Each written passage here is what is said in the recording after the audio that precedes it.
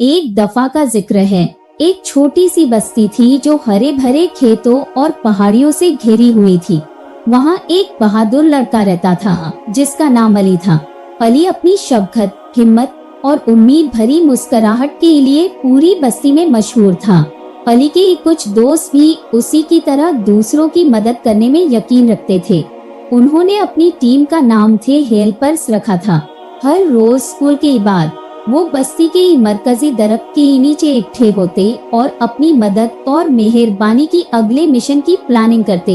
एक दिन अली और उसकी टीम ने देखा कि बस्ती के बूढ़े लोग अपने रोजमर्रा काम में मुश्किल महसूस कर रहे हैं। उनके लिए सामान उठाना, घर साफ करना और बाजार तक जाना मुश्किल हो गया था।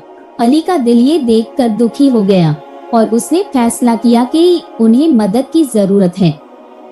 नबी मोहम्मद सल्लल्लाहु अलैहि वसल्लम की शिक्षाओं से प्रेरित होकर, जो कहते थे कि मेहरबानी और दूसरों की मदद बहुत महत्वपूर्ण है, अली ने एक विचार सोचा।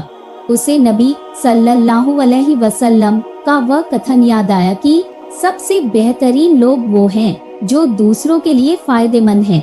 अली ने अपनी टीम को इकट्ठा किया और कहा, हम अपनी बस्ती में मेहरबानी के कूल बनेंगे। जैसे कूल खूबसूरती और खुशी लाते हैं, हम भी बुजुर्गों की मदद और खुशी को लाएंगे। दहेल पर छोटी छोटी टीमों में बन गए।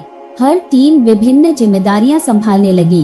कुछ ग्रोसरी शॉपिंग में मदद करते, कुछ सफाई में और कुछ सिर्फ बुजुर्गों के साथ समय बिताते, उनकी कहानियां सुनते और उनका साथ देते। जब अली एक बुजुर्ग औरत जिसका नाम फातिमा था की मदद कर रहा था, उसे पता चला कि फातिमा ने बहुत अरसे से अपने बाग गार्डन को फूलते देखा नहीं था, क्योंकि वो इसका ख्याल नहीं रख सकती थी। अली ने फैसला किया कि उसे सरप्राइज दिया जाए। अली और उसकी टीम ने घंटों तक उसका बाग साफ किया, नए फूल लगाए और एक छोटा सा चिड़िया घर बनाया।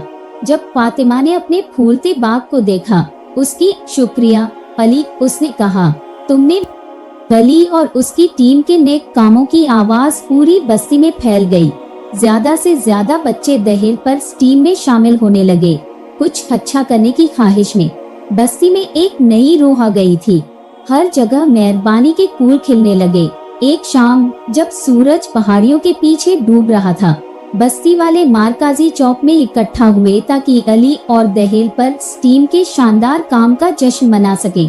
मेयर और प्रधानमंत्री ने उन्हें एक स्पेशल शीट से नवाजा जिस पर लिखा था, अली और दहेल पर टीम के लिए मेहरबानी के कूल।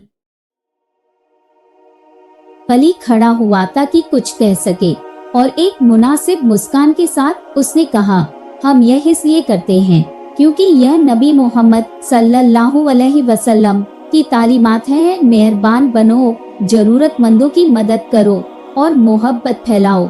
हम में से हर कोई मेहरबानी का फूल बन सकता है, अपनी बस्ती और अपनी दुनिया को बेहतर बनाते हुए। महफिल तालियों से गूंज उठी। अली के अल्फाज और कामों से मुतासिर होकर उस दिन के बाद बस्ती में मेहरबानी का जज्बा और भी मजबूत हो गया, यह साबित करते हुए कि छोटे छोटे हिम्मत और मेहरबानी के काम भी बहुत बड़ा फर्क डाल सकते हैं।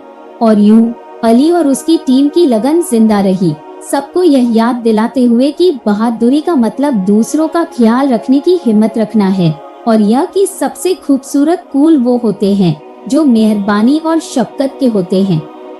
इस वीडियो के जरिए हमने देखा कि बुजुर्गों की खिदमत का जज्बा हमारे मुआशरे में कैसे रोशनी फैला सकता है।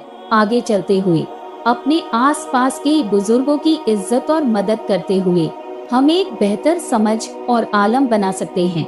एक आलमी इस्लाम पर मजबूती के साथ जुड़कर हम एक बेहतर और इंसानियत भरे दुनिया बना सकते हैं। एक आलमी इस्लाम को सब्सक्राइब जरूर करें ताकि आप हमारे नई वीडियो से भी फायदा उठा सकें।